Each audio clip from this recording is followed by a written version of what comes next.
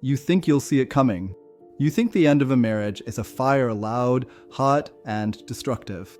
But sometimes it's just a light switching off, and you're left standing in a darkness so complete, you don't even know which way is up. It happened over a half-eaten bowl of spaghetti. There was no fight, no tears. My wife, Rachel, just looked across the table and said, with the calm of someone commenting on the weather, "I feel nothing for you." 5 words.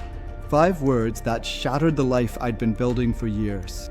I remember the dust from the construction site still on my boots. I remember I'd bought her favorite wine on the way home, just because. She didn't even notice. I asked her what she meant. She said it again, flatly. There's nothing there. Nothing. No anger, no regret. Just a hollow, terrifying honesty. And in that moment, I knew. This wasn't a bad week. This was the final, quiet truth after years of slow decay. The pulled away hugs.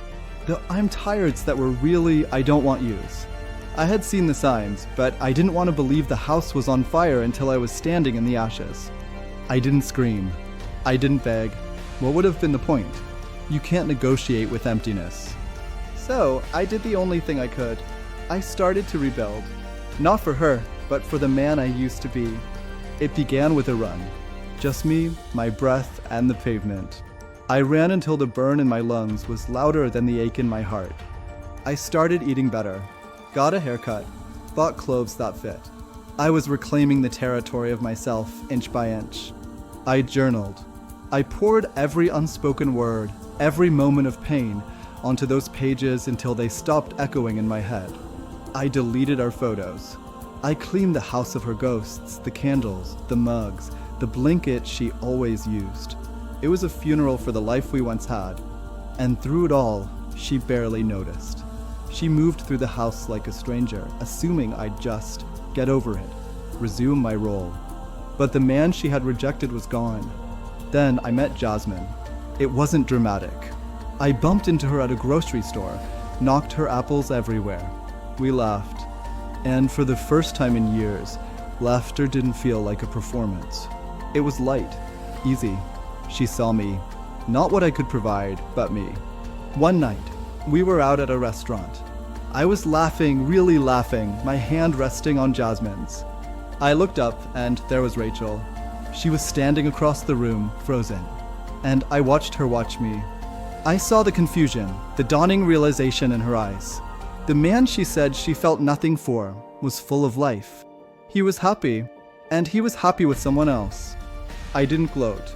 I didn't even nod. I just turned back to Jasmine, because in that moment, I realized I had my closure. It wasn't in a conversation. It was in her face, seeing that I had healed without her. She texted me later that night. I saw you. You look good. I regret everything. It hurts. I read the words, and I felt nothing. No victory, no anger. Just a quiet peace. The man she was apologizing to didn't exist anymore. He had been rebuilt, stronger, and he had moved on. I didn't reply. Ghosts don't text back. Instead, I looked at Jasmine, asleep on the couch, and I felt a profound sense of gratitude. She gave me the one thing Rachel never could, peace.